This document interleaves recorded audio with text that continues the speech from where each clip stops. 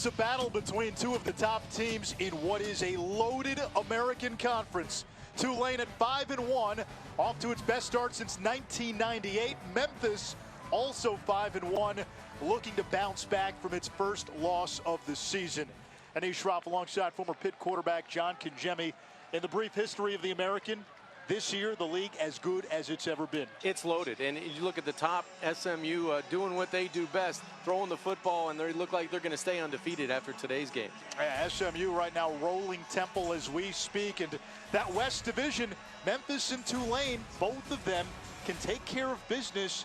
They'll be in that conference championship game, everything in front of those two teams. And today's game, a showcase, John, for two of the best all-around backs in not just the conference, but the country. Well, it is. For Memphis, it's Gainwell, and for Tulane, it's Jones. I think Gainwell does such a good job in the open field. He has 4 straight 100-yard games, and he's elusive. He can make you miss, turn a 5-yarder into a 15 or 20-yarder, and then the super back, Amari Jones for Tulane, lines up everywhere, at running back, at slot, at wide receiver. He's the playmaker in the offense for Willie Fritz that Mike Norvell, the head coach, has to worry about on his sideline. Mike Norvell told us he was worried about last week's loss to Temple beating his team twice. There was a big replay reversal at the end of that game.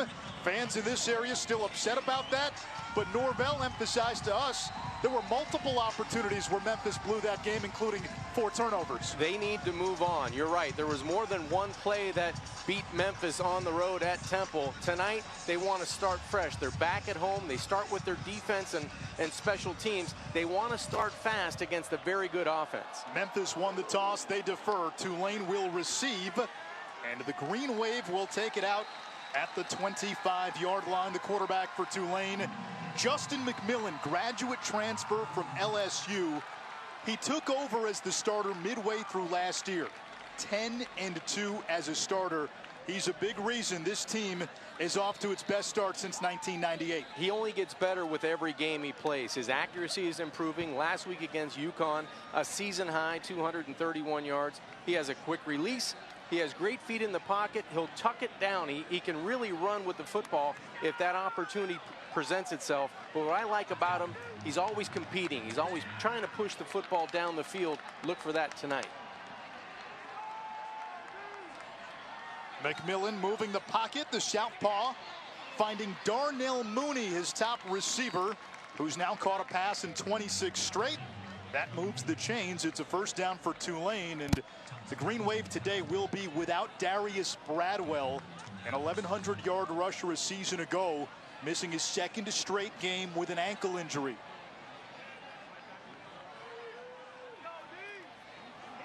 So it's Corey Dauphine. He has electric track star speed and a little oomph too, John. Nice finish on his own sideline to move the chains. You talked about that change of gear. I think he runs as fast as he needs to run to get away from Memphis defenders, especially tonight. He'll have to be elusive because this defense can really run. He averaged 11 yards per carry entering play. McMillan on the keeper, breaks a tackle. Lots of running room. McMillan inside the 30.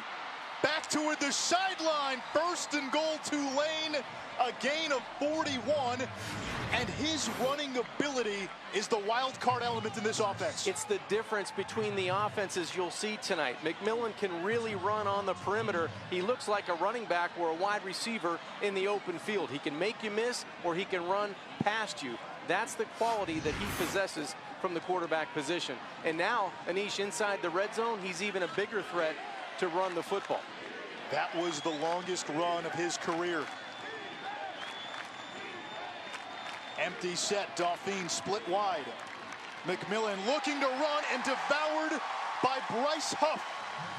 When these two teams met last year, Tulane won big, but Huff was living in the backfield. You're right. He had 5 tackles for loss last year in this football game. He gets his first of the evening, a big play that on a defense that was looking to respond after that big run by McMillan.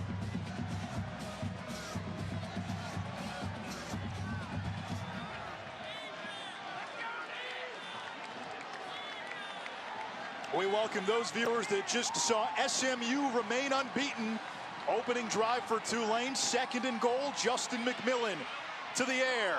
Threw it behind his receiver, Amari Jones, who hangs on. Only a gain of 2, and it brings up 3rd and goal. Andre Thomas coming from that secondary for the Tigers. He didn't miss. Ball on the back shoulder, maybe the back hip. And now the quarterback, Justin McMillan, who just had an electrifying run to get the Green Wave offense inside the red zone, has to come up big on 3rd down.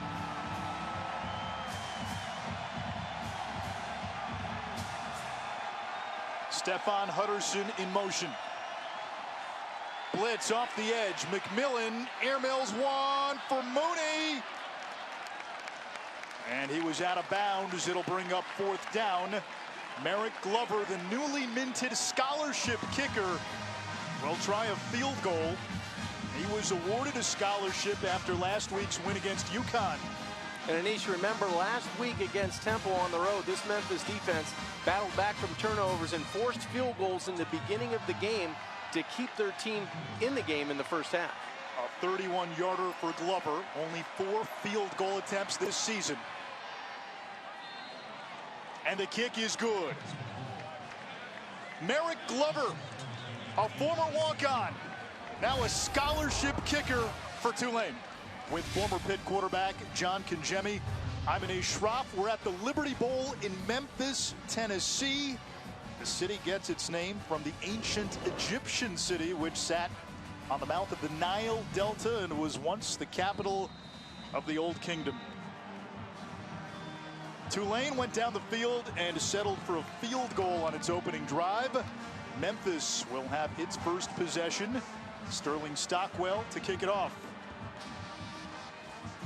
Actually, that'll be Merrick Glover to kick it off. And Clay Brooks from his own end zone. Runs it out across the 20. Stumbles across the 30 and manages to get all the way to the 35-yard line. SMU's win keeps the Mustangs among the undefeated in college football. They are now 3-0 in league play, but Tulane still has a game against SMU. So does Memphis. Memphis, even with the one loss to Temple last week, if they take care of business, they can still get to the league championship game for a 3rd straight season. Both of these teams control their own destiny, and right now, most importantly, for quarterback Brady White to bounce back after a loss on the road, a tough loss where they turned the football over. Protect it, number 1, and just do your thing. Do the things that you're taught to do during the week on Saturday night. White threw for a career high in passing yards last week, and that is ruled incomplete. 2nd down as we look at impact players brought to you by Chick-fil-A. Well, for Memphis, first of all, the running back Kenneth Gainwell is who you want to get the ball to. He's this year's version of Tony Pollard. And on the defensive side, it's Patrick Johnson, the defensive end. Strong hands, a very powerful rusher off the edge for the Green Wave. Tulane defensively has been outstanding, especially up front.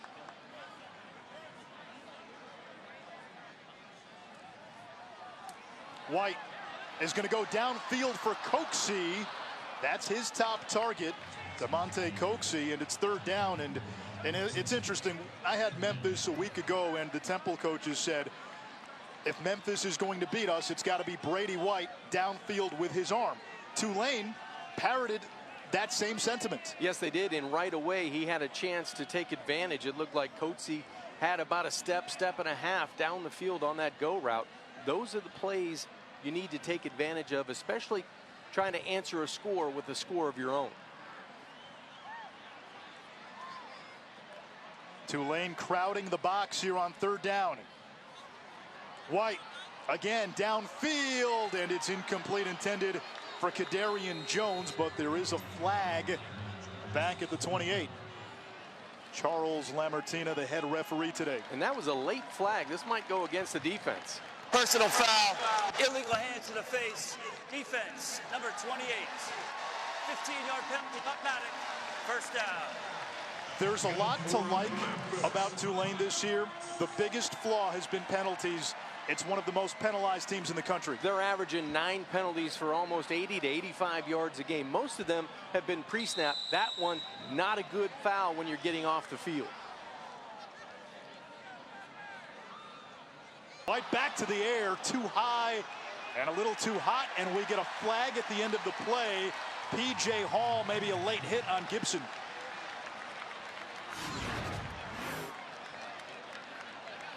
Hall looked like he was playing the defender. This ball was well behind and high of the receiver. Probably no need for the contact, but he was just trying to make the play. He doesn't know that ball's going to be high and behind the receiver. Unnecessary roughness on the play. It is. I like that. I agree with that call. You know, he's trying to play through the play. He has no idea the ball's going to be off target. He's trying to time up that hit in the secondary. So it goes as an incompletion, second down. White 4 of 7 on this first drive for Memphis.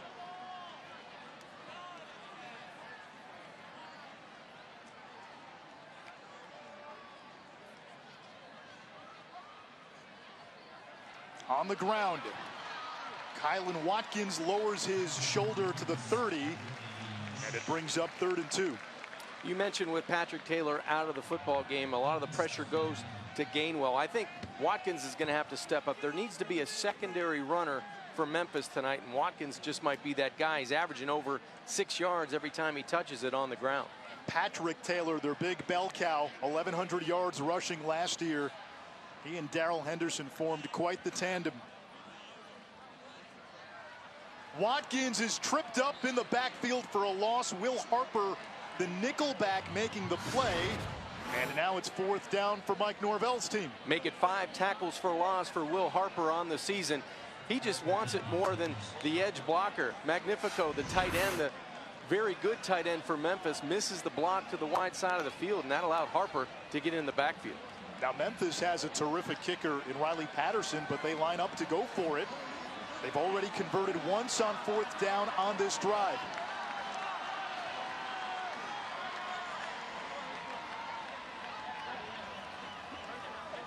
White to Gainwell out of the backfield. Inside the 10. Gainwell for the end zone. He's in!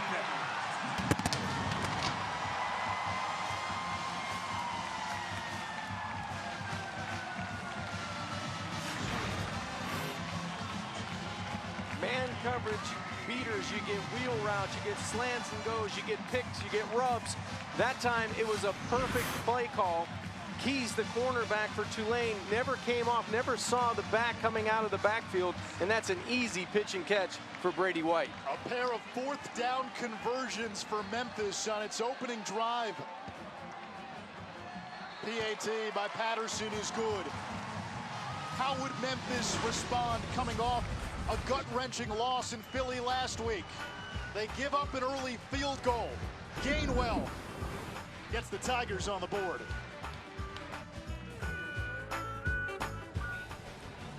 Jemmy, you don't want to pet Tom the Tiger? It's not me that's lifting that. No, I'm not going to pet the Tiger today. He loves pepper. I assume he hates cinnamon.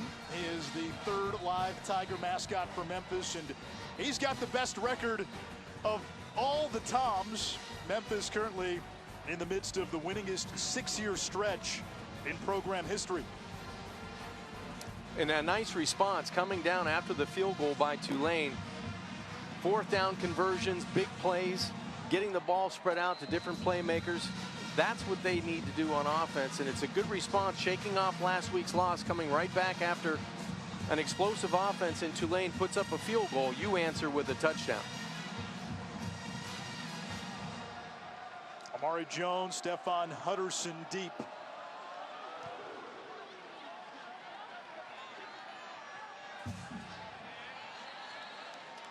Some former American coaches there. Matt Rule, Jeff Collins, Justin McMillan, a grad transfer from LSU with a gain of 3. He's the quarterback for Tulane. Spent 3 seasons at LSU, left Baton Rouge with his degree, only played in 2 games for the Tigers, and didn't get to Tulane until less than a week before the start of last season. Go from almost an empty look, and now from under center, McMillan will throw. It's intercepted. Picked off by Austin Hall.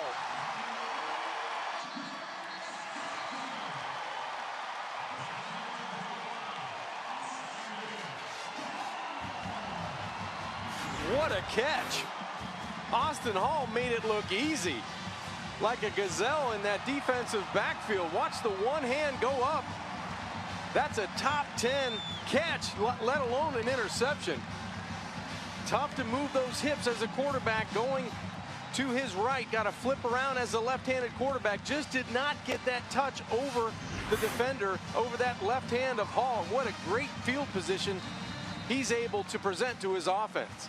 91st takeaway since the start of the 16 season. That's 4th most in FBS. John, you're watching the maturity of this Memphis team too. The way they lost last week, they have responded early in this game. White looking to set up the screen. He's got Gainwell. He buttons his way out of trouble, does it again, and then brought down for a loss. Chase Kirshen, the free safety, a junior from Knoxville with the TFL. One spin I'm into, that's great. The second one got him into a better spot. But the third one, you can't do that as fast as Gainwell is against this team, this defensive speed of Tulane. Yeah, this isn't Yazoo City anymore. That's right.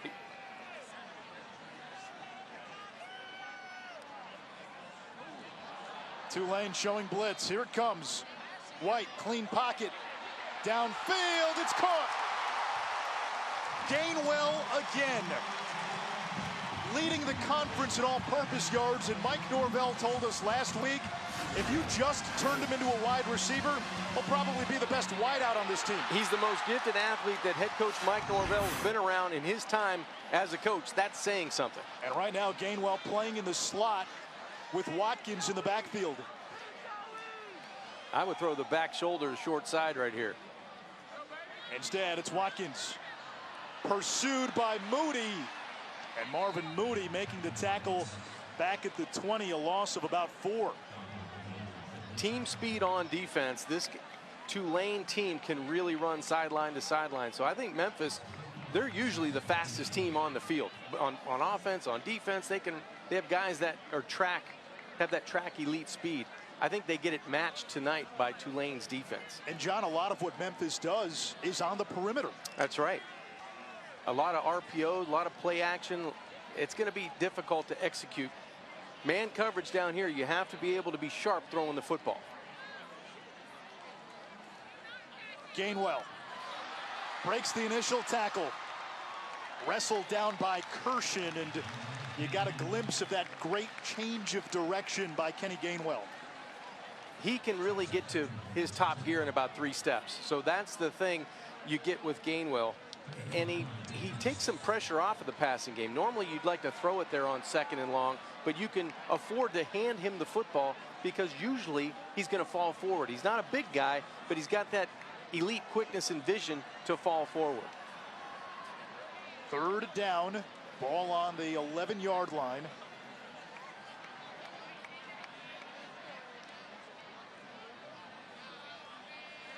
Four-man rush. White looking for 6. It's caught by Calvin Austin for a touchdown. The coaching staff told us, watch 84. We think he's ready to break out. Presence felt early. Well, he just broke out for 6, and that was the speed on a corner route. He ran away from coverage. This is easy for White. He sits back and goes, man, I got to get rid of this or I'm going to run out of real estate. Nice concentration, good catch, perfect ball location. And for a guy that came into the game with 1 catch for 40 yards, he's got 2 now, 1 for a touchdown. Preston Brady will throw, going for the 2-point conversion. It's incomplete, intended for Cameron Wilson. Memphis will try to sneak up on you with that from time to time, but hang on. Illegal formation. More than 4 players in the backfield on the offense. That penalty is declined. The PAT is no good.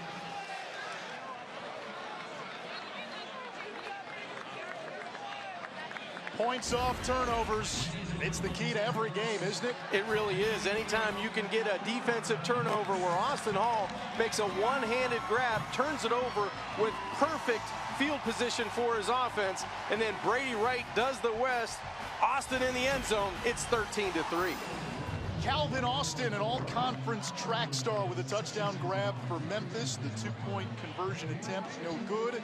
And the Tigers lead Tulane 13-3. Tulane beat Memphis in New Orleans last year. The Green Wave last won at the Liberty Bowl back in 1998. In fact, they won there twice that season. They beat Memphis in the regular season and then capped a perfect season with a win against BYU in the Liberty Bowl. Well, I think this is going to be a back-and-forth contest, and I'm sure Tulane's going to have an answer offensively. Green Wave will take it out at the 25. Justin McMillan back out for Tulane. Second season as the starter, 10-2 as a starting quarterback, and one of those losses was on the road at Auburn earlier this year. Throwing on first down, it's brought in by Jalen McCleskey, the graduate transfer from Oklahoma State, now playing for his dad, JJ, who's the quarterback's coach for Tulane. And this is a guy that is explosive on the outside. He was slowed by a hamstring injury this summer. Kind of getting back into form. He's very close to 100% tonight.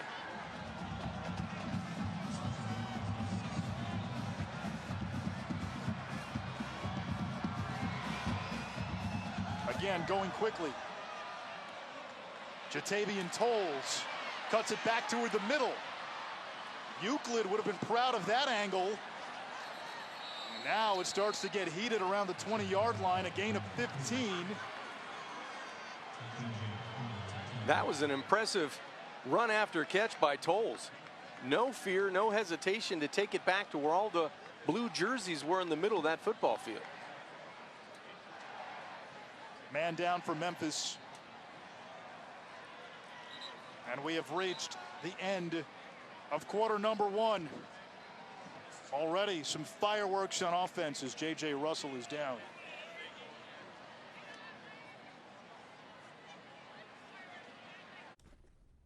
How did that happen? Do I want to save money? Do you even have to ask? Oh! I can't believe how easy this is. This is amazing. What?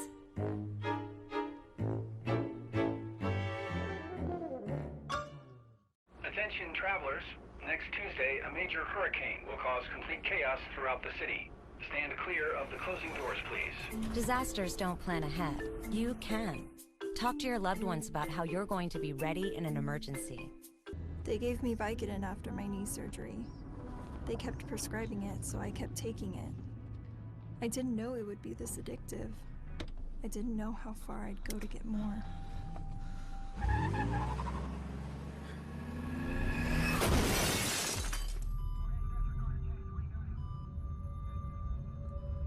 Opioid dependence can happen after just 5 days.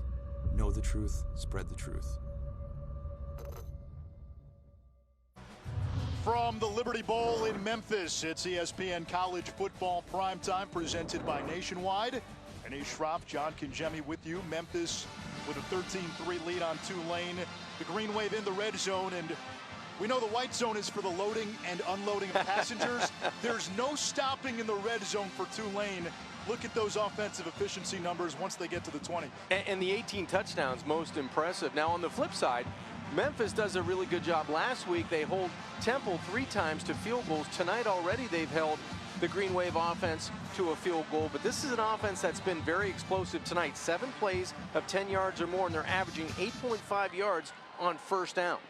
2 tight ends into the game. And the give is to Dauphine. No, it's McMillan on the keeper. And torpedoes ahead for a gain of 9. 2nd and 1. McMillan doing what he can on the ground. He had that big explosive run in the first quarter. Now in the red zone, it's very difficult to account for quarterback run once you get inside the 20-yard line. Dauphine devoured by Huff. That's 2 TFLs for Bryce Huff. We told you he had a monster game against Tulane a year ago. 5 of those last year against Tulane in the backfield. He totaled 9 total tackles on the game, but that's just explosiveness right off the ball. Beats the block at the line of scrimmage. That's what defensive coordinator Adam Fuller was talking about. Own the line of scrimmage, up and down, sideline to sideline. Huff is going to do that for 60 minutes.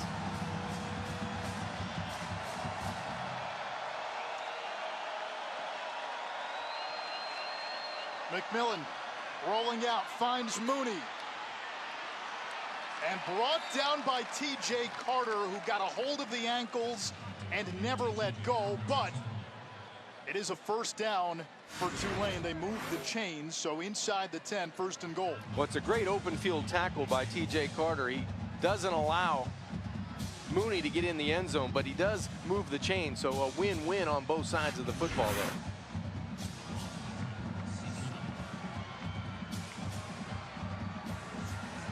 Hutterson into the game. Quarterback run game becomes a bigger factor now inside of the 10.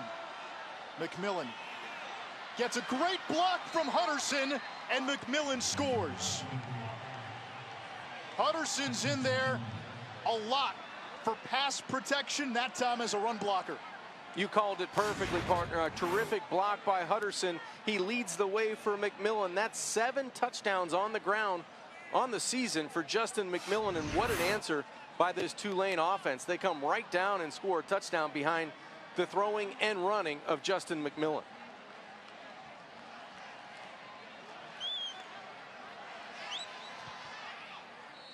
PAT by Glover is good. We're trading haymakers in Memphis. Beale Street bombs, Tulane and Memphis. A 3-point game early. Our statistician Paul Newman alerted me that a few minutes ago, Kentucky and Georgia were scoreless at the half. That's unbelievable. Claybrooks, second game back after missing the first 4 with an injury, and a huge return into plus territory, and he goes tumbling into the Tulane sideline. White standing in the pocket down the middle of the field. It's brought in by Gibson, and that's a first down, a gain of 21. Antonio Gibson has been a big play waiting to happen. The coaches want to get him the ball more. Great pass protection and a really good catch. Watch him idle down his body, rotate the hips, and make that back shoulder throw over the middle. Gibson in motion. Gainwell has the 30, accelerates inside the 20. He's been one of the most productive running backs in the country. Give him 18 more. And it's first down and 10. He just has another gear. When he gets in the open field, if you've got a fast guy, he's going to be faster.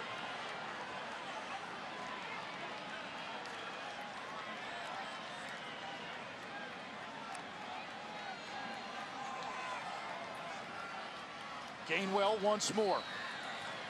Drags the tackler forward. It was Patrick Johnson, a gain of 2. Kenneth Gainwell, a redshirt freshman. And the reason he was redshirted last year was because of the running back depth. You had a healthy Patrick Taylor. Darrell Henderson almost ran for 2,000 yards. And Tony Pollard was there as well. And Gainwell's job was to shadow Pollard, who was really the do-everything back. Kick returner, receiver, running back. Now playing on Sundays. White will throw. He's got Gibson flagged down. Gibson into the end zone. Pass interference, offense, number 10, walking downfield prior to the pass. 15-yard penalty, repeat, second down. I was going to say, John, I don't know if tigers and zebras share the same habitat in the wild.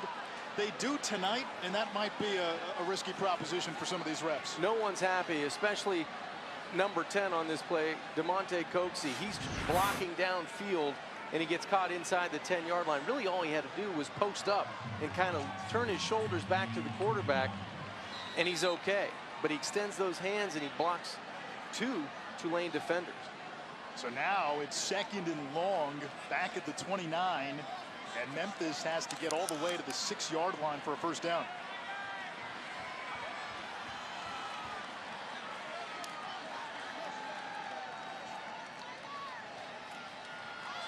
Speed option. There's the pitch, and not much. Kirshen right there, but a little second effort that time.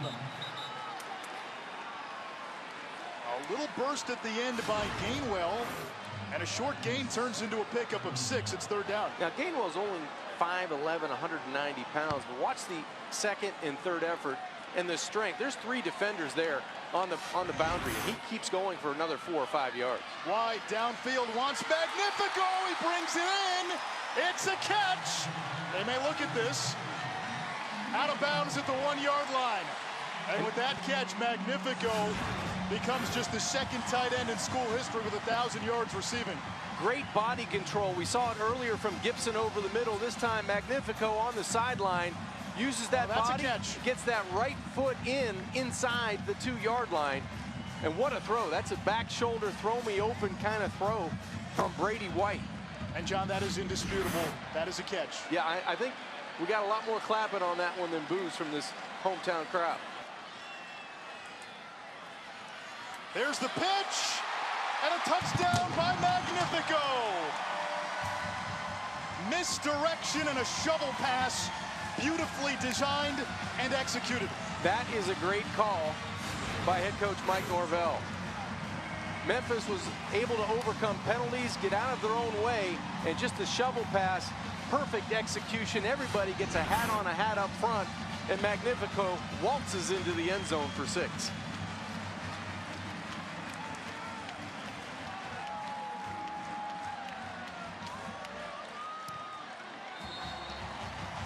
PAT good. It's 20-10 Memphis. A week ago, Joey Magnifico appeared at first to have made a big 4th down catch late against Temple. It was overturned, ruled incomplete. Little redemption for the senior tight end. A big catch to set up a scoring chance, and then he finishes. Mike Norvell was very measured and diplomatic with his words this week after Memphis lost to Tulane last week. He didn't harp too much on the call at the end of the game. He told us Sunday was about reflection. Then you've got to focus on Tulane, and this has been a focused Tigers team that's come out of the gates. They've been resilient. They've showed grit on both offense and defense, and I think the quarterback, Brady White, coming back home to Memphis and playing in front of his home crowd, he's really moved this offense with efficiency through a quarter and a half of football. 3 drives and 3 touchdowns for Memphis as Jones takes it to the 21. We check it. Wouldn't that be something for Les Miles? There is Corey Dauphine. A gain of 3 for the electric rusher who came in averaging 11 yards per carry. Corey Dauphine, such a dynamic runner, track speed. He's on the Tulane track team. Got hurt on that last play. They're looking at his hand over on the Green Wave sideline, and now Tulane down. It's top 2 backs. Bradwell missing his 2nd straight game with an ankle injury. McMillan will throw and now runs and slides for a 1st down. He's been a big threat with his feet. 75 rushing yards in this 1st half. Had the explosive run in the 1st quarter. Now he moves the chains here with an instinctive run. That ball was going to go out in the flat. He saw 3 blue jerseys go outside the hash, and he decided to tuck it and run. McMillan on the move. Slides down at the 50. They'll mark him, though, just shy of midfield. A gain of 2, 2nd and 8. And with Dauphine out, more of the running game pressure falls on the shoulders of the LSU transfer, Justin McMillan. And you might want to lean on Amari Jones. They do everything, the super back for Tulane. And he's been quiet today. There he is in motion. And Bryce Huff, oh no, it's going the other way. And McMillan is taken down at midfield. Huff was all over Jones, who was the decoy. McMillan stopped at midfield. It's 3rd down. Anish, you weren't the only one looking in the backfield. I was looking there too. I saw 11, and that's a great job of pulling the football by Justin McMillan, who took a pretty good shot from the secondary. Now you've got 3rd and medium, and the crowd's starting to get into it.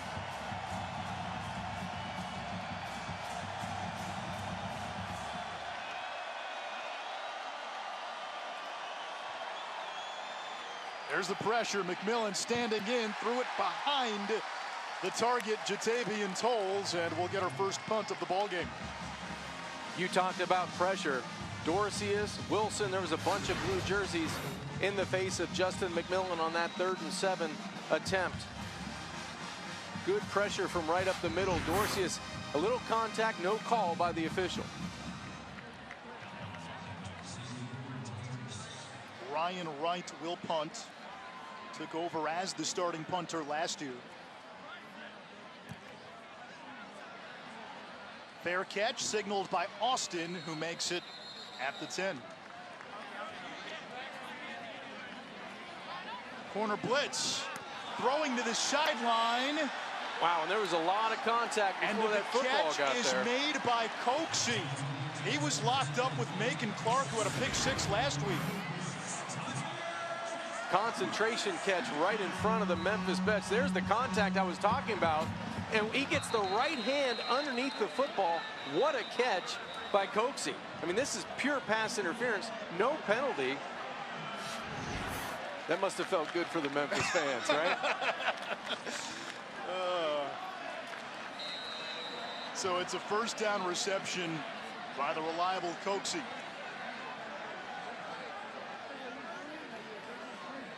White 12 out of 16. He'll hand it off. Kylan Watkins breaking the initial tackle and fights up to the 32.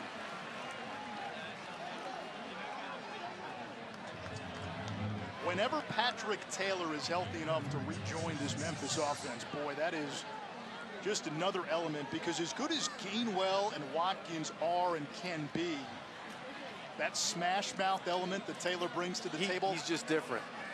Yeah. They don't 6'3", quite have that now. 230.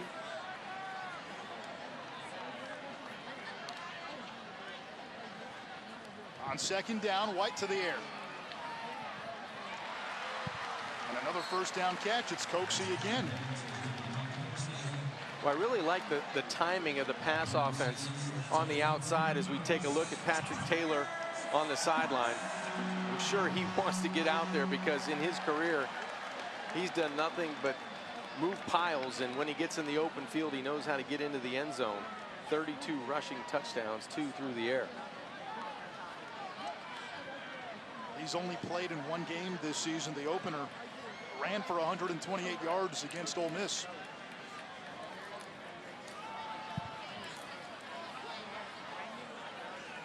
Good push by that Memphis front for Watkins. And 5 more yards on the ground for Memphis. Tiger offense, John, that will try to find any and every excuse to run the ball. And with 3:32 and counting as we get closer to halftime, and Memphis with a 10-point lead, they're okay with kind of going down, not traditionally the way they like to do it, with explosive plays and being able to get a score before halftime, because they're going to get the opening kickoff back in the third quarter. They want to be able to take some time off the clock, get points, keep that Tulane offense on the sidelines. Little misdirection. Gainwell plunges forward for a first down. Wow. He does not give up. We've seen it 3 or 4 times tonight, whether it's Gainwell or Watkins. These guys will not go down with first contact. Yards after first contact have been really key for both of these guys in moving the chains on the ground. 50 yards rushing, 66 receiving for Gainwell. Last week he was oh so close to having the first 100-100 game in college football. White tried to shovel it ahead to Watkins. It's incomplete. Now that's a spot where maybe that clock should have been going a little faster, and the coaches talked to us about that, where Brady White sometimes needs to concede the play. He felt like he could step up into the pocket and elude that edge pressure. And you're right, Coach Norvell talked to us about that yesterday. At some point, you've got to call play dead, maybe take a sack, throw it away, live to play on second down. He was close. He felt like he could elude that pressure, step up and still make a play. That's a decision that's happening in real time. That's tough. There's the blitz. That's Gibson. And it's third down. Brady White began his career at Arizona State, recruited by Mike Norvell out of high school. Big time high school quarterback. In fact, he was rated higher than Drew Lock, Jake Browning, Joe Burrow, and Sam Darnold coming out of high school. Darnold starting on Monday Night Football this week. I was just going to say, some of those guys are playing big-time games this week. This is going to be down. Man coverage, maybe man free. Again, the blitz. White sends it downfield. It's caught for a touchdown. Calvin Austin, the track star, burning the defense for a second time.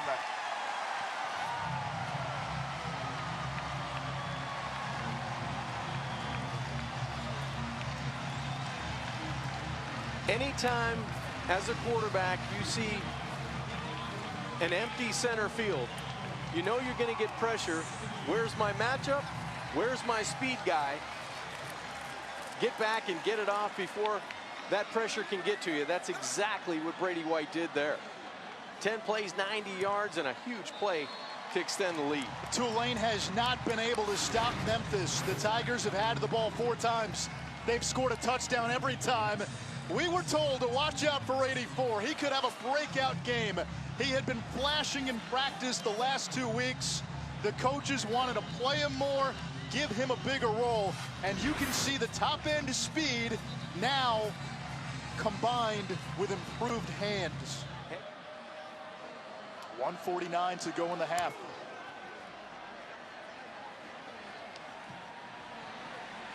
Jones will run this out. Took a big hit as he crosses the 20.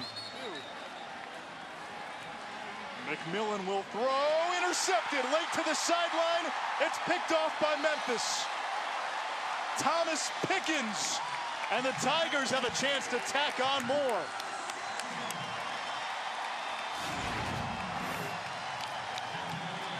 All Pickens does is drop back to the wide side of the field, get underneath the out route, and I don't think this football came out exactly the way Justin McMillan had thrown it all evening long. That's just right in the middle of the 4 and 0 for Thomas Pickens, and he gets his first interception of the season.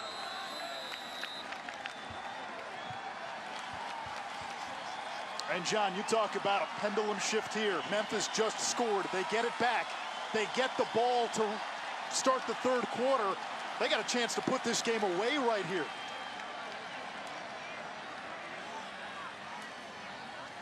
Gainwell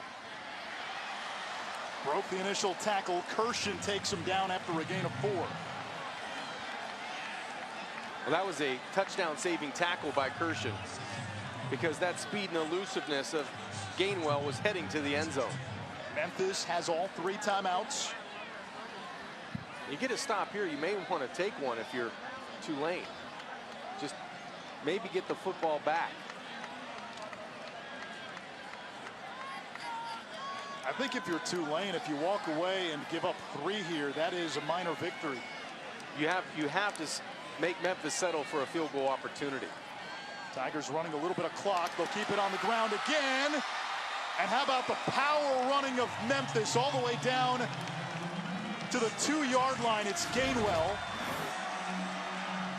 The balance of running and passing tonight from the Tigers on offense has really kept Tulane in that aggressive defense off balance. You get Gainwell and Watkins coming at you, and then you have the consistency of Brady White down the field. It's tough to defend. They got big old Dorsey is in there to block. Gainwell will take the direct snap. Behind the D lineman, turn fullback. Gainwell into the end zone.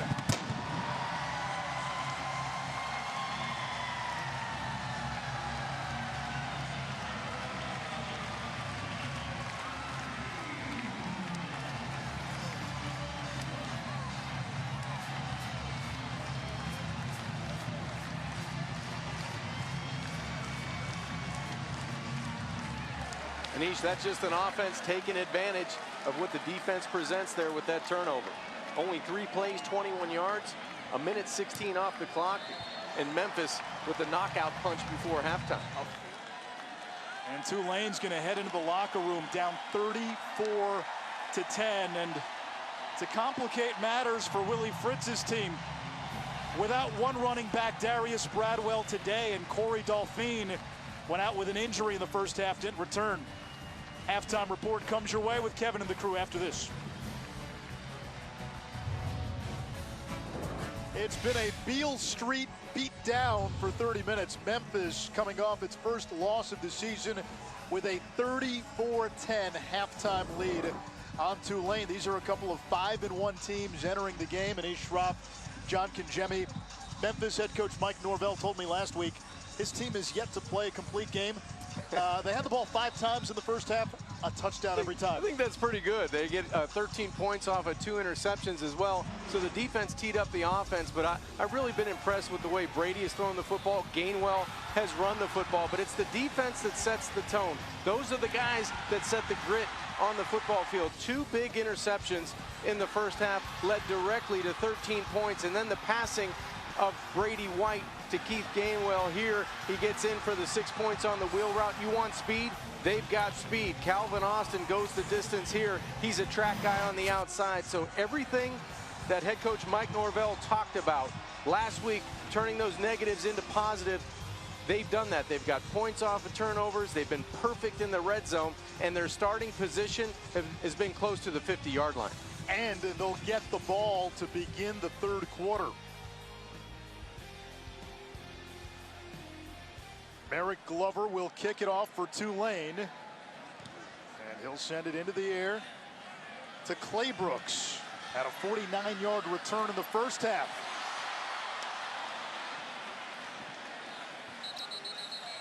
Memphis will start at the 25-yard line.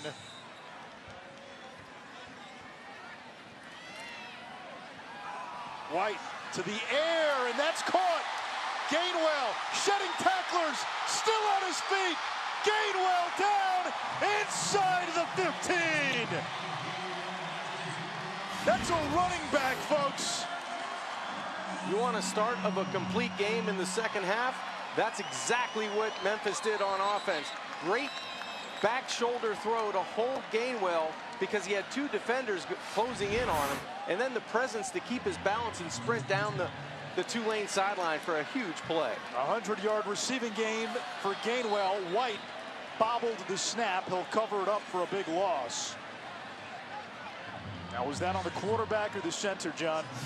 I'd like to take another look at that one, because after that explosive play, you're trying to go tempo. I think that's just on the quarterback. The head goes back for the mesh point before he's able to take that shotgun snap. There's been a couple of times tonight that White has left the football on the ground, but they did not turn into turnovers. 2nd and 15 now. White over the middle. He's got his tight end Magnifico back near the original line of scrimmage. It's 3rd down. Memphis can still get a 1st down. They've got to get to about the 2.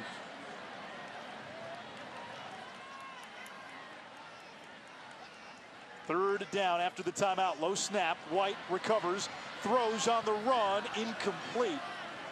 And Patterson will come on for a field goal. It's the first time today Memphis will close a drive without a touchdown.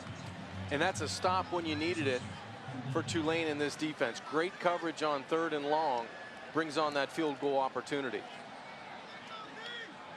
Patterson this season perfect inside of 50 for his career. 22 of 25 inside 40. And this a 29-yarder.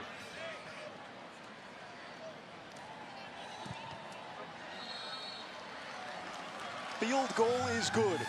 Memphis has still scored on every drive. Look at the West Division.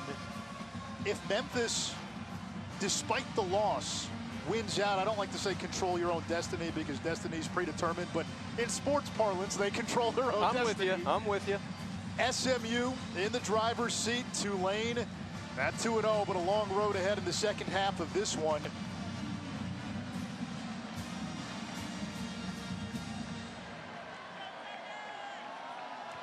Onside kick. Somebody's helmet almost came off. It's recovered by Tulane. John, do you like that call with a 27-point lead? Not really, but hey, I'm not going to argue with the head coach that feels like his defense can do anything right now. They try to win on special teams with a 37-10 lead, but what they've done, they may have given the offense of the Green Wave excellent field position and let Justin McMillan say, hey, we're still out here. You know, we can score points with the best of them. Yeah, did you open the door? Did you give Tulane a little momentum? Willie Langham recovered that kick, and the Green Wave have it just inside midfield. Cameron Carroll on first down. We check in with Kevin.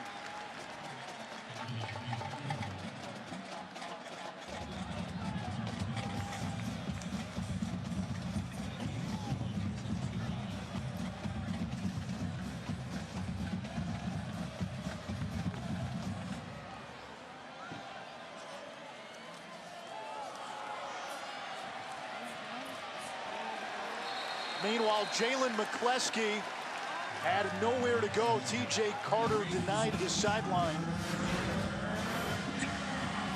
I guess when you have a defense that's playing as nasty up front as this Memphis bunch, you can onside kick as much as you want. TJ Carter there, Austin Hall there. Third down has been a friend for this defense so far tonight.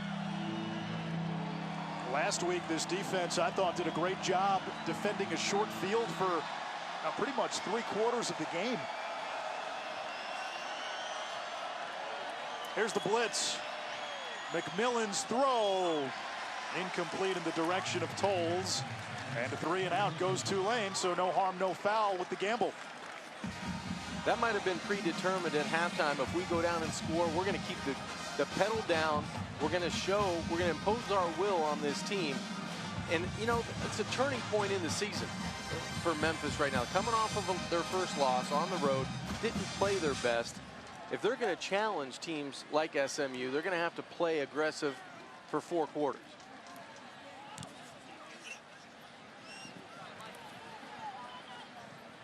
This one bounces into the end zone for a touchback. Memphis has the ball again. They've scored every time they've had it. Silky O'Sullivan's, the Irish pub on Beale Street, known for great barbecue, dueling pianos. The real stars are the goats, and there's some history there. Silky took a friend to a puck fair, that is Gaelic for goat, in Ireland, and during the fair, the people captured a mountain goat, named it king of the fair, and they brought the goats back to Silky's. And hey, Brady White's been the GOAT goat tonight. What a bounce back game after 4 turnovers a week ago. He's got 4 TD passes, 17 out of 23, almost 300 yards. Low snap. White has Gainwell. Sheds a tackler. What else is new? Gainwell to midfield, changing directions. And a little turbo boost to finish the run. 38 more yards through the air. He's got more than 160 yards receiving tonight. Gainwell is such a good open field runner because of his change of direction. He has the awareness to keep people away from him. And Brady White is having some kind of night. White north of 300 yards passing now. Magnifico motions. Gainwell. Pinballs off a tackler and picks up 8. A redshirt freshman out of Yazoo City, Mississippi, a town named for the Yazoo River, which was named by the French explorer La Salle. Gainwell gets a much-deserved breather. Watkins into the game. We alluded to this earlier, John. Whenever Patrick Taylor comes back, and Taylor's missed 6 games in a row now with a foot injury, you can now have both of those guys, Gainwell and Taylor, into the game at the same time, and Memphis becomes that much harder to game plan against. You're going to have 3 backs that can do what the 2 have been doing tonight. Kadarian Jones, the 5th-year senior from Dallas, with a first down. A gain of 15, and right now Memphis is an unstoppable freight train offensively. The Tigers offensively are getting everybody involved, and it seems like for Tulane, their head's on a swivel. They don't know who to attack first, because if it's not Gainwell, it's Watkins, and then it's Austin on the outside. You've got Brady White, who's really accurate with the football tonight. So it's a challenge. It's been a challenge since the middle of the first quarter for this Tulane defense.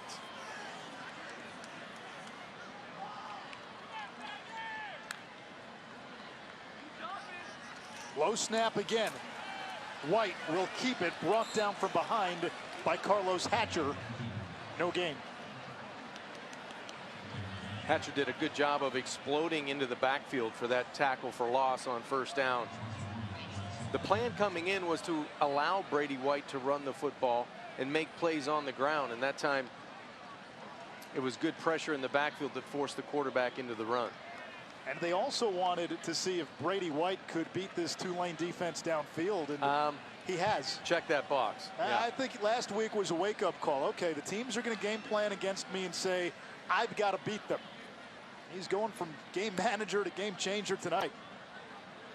Watkins motions. White, eyes downfield, through his progressions, and it's broken up. Nice job by Jalen Monroe, junior out of Dallas. That's twice now Monroe deep in their own end. Once in the goal line inside the red zone. Had good coverage on the previous series, and now breaks on the football, goes through the body, high points that football with the left hand on the pass breakup.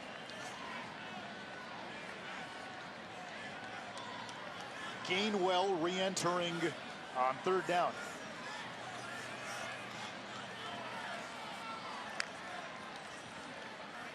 He motions. It comes to Gainwell. Fourth down coming up, and still John, the initial tackler, can't seem to bring number 19 down. You know, it's funny. He's so powerful for his size at 5'11", 190 pounds. I've been impressed not only with his catching ability, obviously his vision when he runs, but it's the yards after contact when he's in the open field or in between the tackles that he keeps moving tiles forward. He never really gets thrown back for a loss. Field goal attempt for Patterson, a 34-yarder.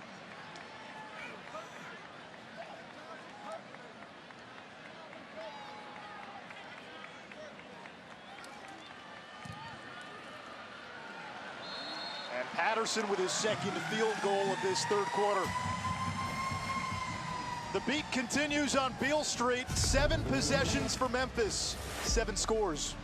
2 coaches that will have their names out and about once the coaching carousel really starts to spin next month and in the offseason. Willie Fritz has gotten Tulane back on the map. Best start since 1998. Mike Norvell has Memphis seeking a 3rd straight trip to the American Conference Championship Game.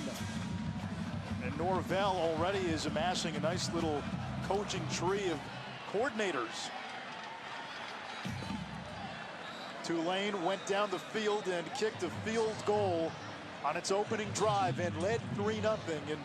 And we were going back and forth early. We thought this was going to be a game with haymakers back and forth, you know, Gotti Ward type of deal. It felt like and that. It turned out to be Tyson Spinks. Yeah, and you know what? Give credit to Memphis on offense. They really had answers tonight for the big plays down the field, and defensively they've been able to affect the way McMillan has reacted in the pocket with pressure. TJ Carter on the corner blitz. It worked.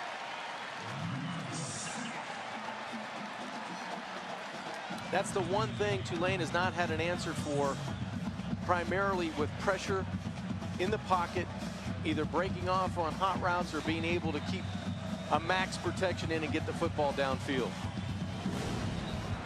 Mike Norvell has wanted to see a complete game from his team. He has seen one and then some for 3 quarters. Total domination by the Tigers. Start of the 4th quarter at the Liberty Bowl. Tom the Tiger roaring, and so has this Memphis football team. Anish Shroff, John Kangemi. We expected this to be a hard-fought, close game. It turned into a Tiger throwdown. 2nd down, McMillan. That's brought in with one hand by Mooney. He's at the 30, or rather the 20. Gonna be close to a 1st down, might have it. I would just think, a little short. I would think Tulane has to start going with tempo here to start the 4th quarter. They need a couple of scores to get back in this. One heck of a grab by Mooney, the one-handed grab. And that's not a 1st down. That's back to the original line of scrimmage. There was another stick out there, so he's got to get to the 31 now.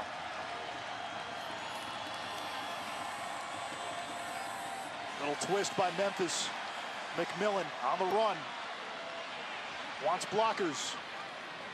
Lowers the shoulder, and that's a dangerous hit to take with a 30-point game, but he does pick up a first down. You can tell at this point in the game that McMillan's a little frustrated. You mentioned Dauphine's out of the football game.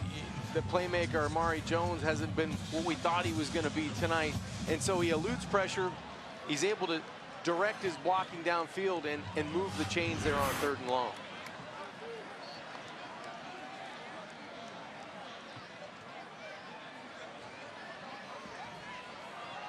This is Jones. Spun down after a gain of 3.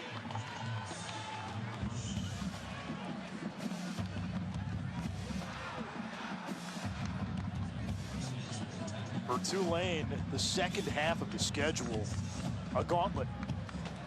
On the road at Memphis. Then you've got Navy and the option. Tulsa has a defense that can give teams problems. Then Temple, UCF, and SMU. There's not much breathing room. McMillan gets rid of it quickly. Low throw. It skips. Intended for Jones as you take a look at what Willie Fritz has. They need one win to become bowl eligible. Well, you're right about, you go against Navy, that's completely different than everybody else. And then you make that run. Tulsa has a good defense.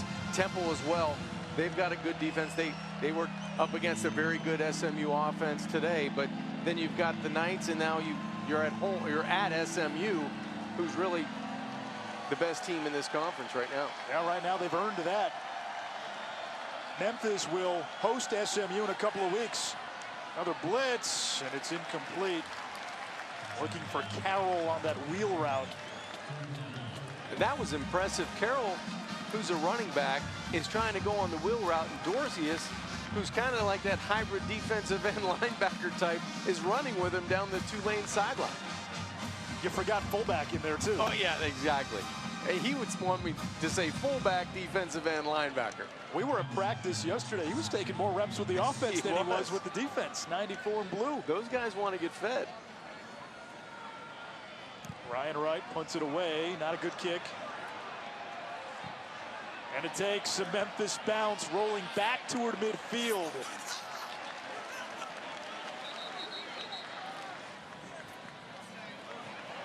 On first down, it's Kenneth Gainwell on the ground. And he picks up 6, so closing in on 100 yards rushing.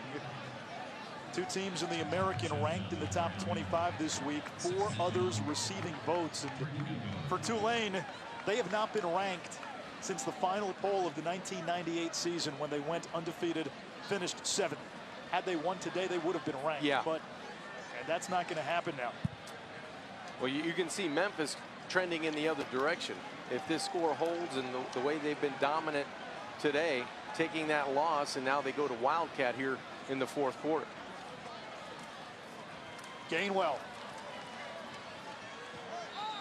And it looks like he may have picked up just enough to get to 100 yards rushing.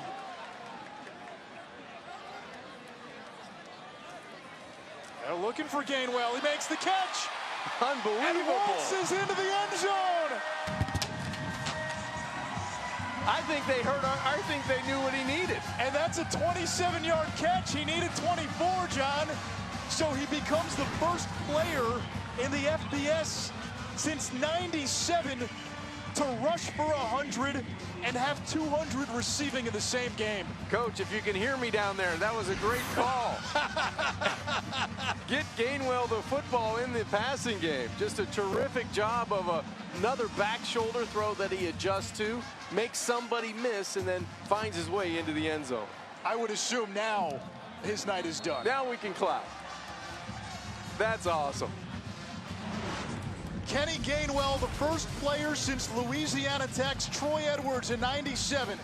200 receiving, 100 rushing in the same game. That's the magnum opus of this young man's young career. In the commercial break, Kenneth Gainwell got a huge ovation.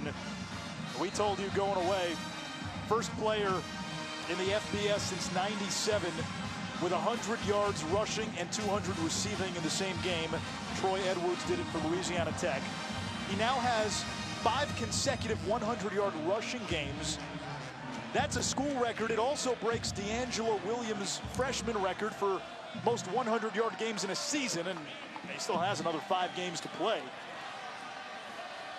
Just an outstanding night for a young man that leads the AAC in all-purpose yards. Tonight, what do you have, 307 in all-purpose yards, and he did it in a variety of ways. Not only did he catch the football terrifically as a wide receiver, but out of the backfield he did it as well on a wheel route to start the scoring for Memphis.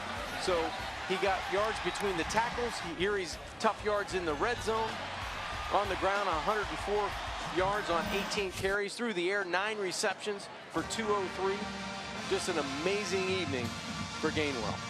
Mike Norvell told us he's the most naturally gifted athlete that Norvell has been around, and as much as that sounds like hyperbole, it almost feels like an undersell now. Carroll brings it out to the 20, and that is one Texas cannot lose. No. You can't lose to Kansas.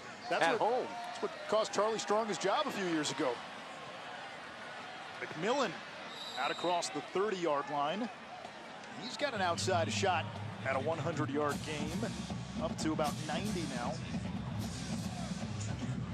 Well, even though the score is not reflecting the quarterback play of Justin McMillan, I really like what he brings to the table in terms of his ability to escape, his ability to run away from guys, throw on time outside. I think the pressure, he didn't have a whole heck of a lot of help up front from that offensive line today.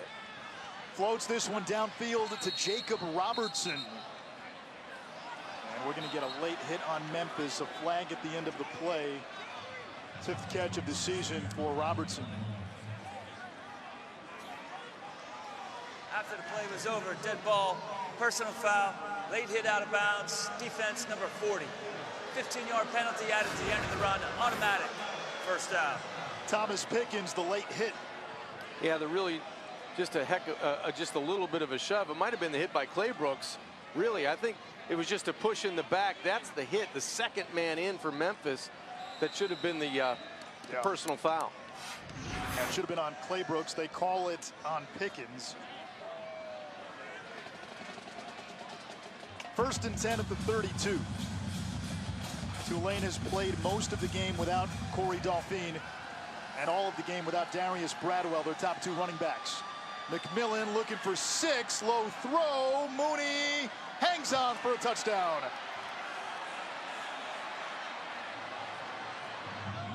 Now they may look at this, they may not on the basis of competitive impact. Well, that ball hung in the air a long time, and I never thought it was going to get to Mooney in the end zone, but he makes a terrific effort to get his hands underneath the football, even get close to it. That looks like a great catch and a touchdown for Tulane. There's some upset people. Listen, I think Mike Norvell did that intentionally. Let his fan base get it out. Play to the crowd a little bit. That's Vent right. the frustration from last week when Joey Magnifico's catch was overturned. Stockwell's point after is good. Here it is one more time. Ruling on the field was a touchdown, and this appears to be a touchdown. Mooney looks like he caught the ball, possessed it, and then makes the football move afterwards. So it appears Tulane will try for an onside kick. Stockwell will attempt the onside kick. Merrick Glover, who's handling kickoffs, took a spill near the bench earlier.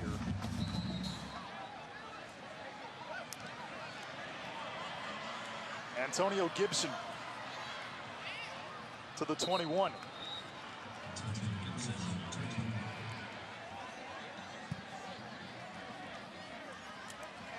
Hands it off to the tool man, Tim Taylor, on 1st down, and he's wrapped up for a loss. We talked to the coaches about Adair, and they said he's a pocket passer, needs some time in the weight room, but he's a lot like Brady White, poised, very cerebral, and they really like the way how he can process post-snap quickly. Well, we got to see him throw a little bit yesterday in the walkthrough, and you know, he looks the part, and I think he's going to be better as he matures, as he gets a little bit stronger and a little bit more agile with his feet.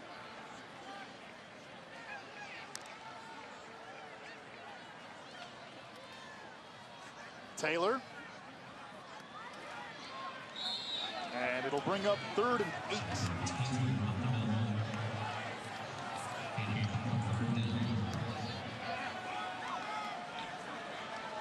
What a night for Brady White. Just outstanding throwing the football from the pocket. Did everything he needed to do. And I think that was the key, coming back from the Temple loss where it felt like things were a little bit disjointed in terms of his play. He didn't play bad, but there was the turnovers and he didn't make enough plays. You know, it was the plays that, you know, the interception or the fumbles or the exchange on the zone reads that he came back from. 21 of 29 for 358 and 5 touchdowns. He made it count down the field.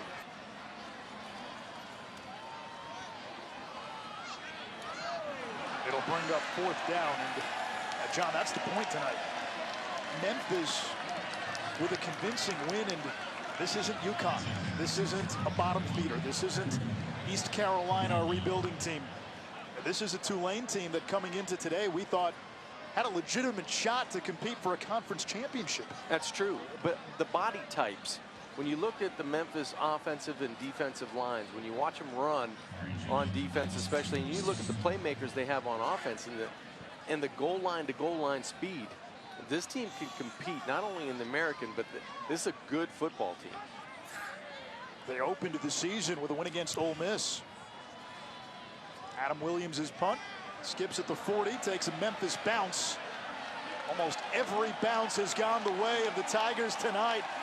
And this one dies inside the 10 at the 6-yard line. A 76-yard punt. Memphis might have been 6 feet under last week. They got their feet 10 feet off of Beal tonight. Keon Howard, the new quarterback for Tulane. Howard will keep. Lumbers out of bounds. Howard, a transfer from Southern Miss, sat out last year. Got a big arm, still learning the offense, and he did start 9 games in Hattiesburg. The issue for him, fumbleitis. Yeah, that's a problem. Watching him warm up and throw, he doesn't have the foot speed of a McMillan, but he has the strong right arm.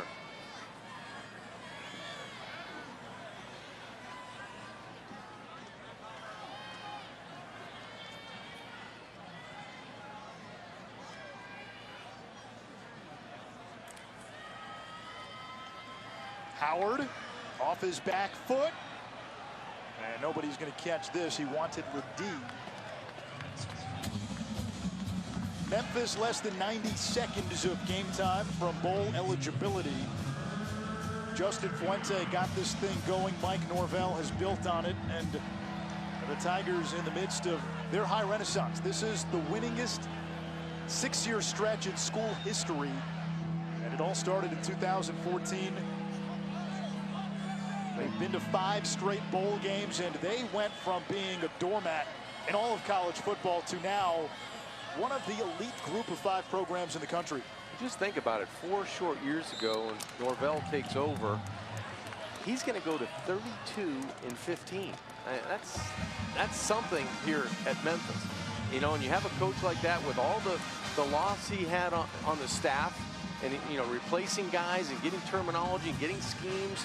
That credit goes to that head coach of being organized enough to say, this is the way I want to do it. I need to surround myself with people that have the same belief and philosophy that I do.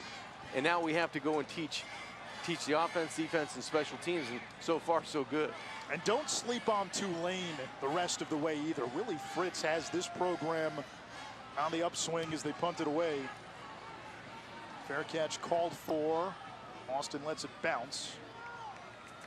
Tulane still needs 1 win to become bowl eligible for a 2nd straight season, and they have not been to back-to-back bowl games since 1979, 1980.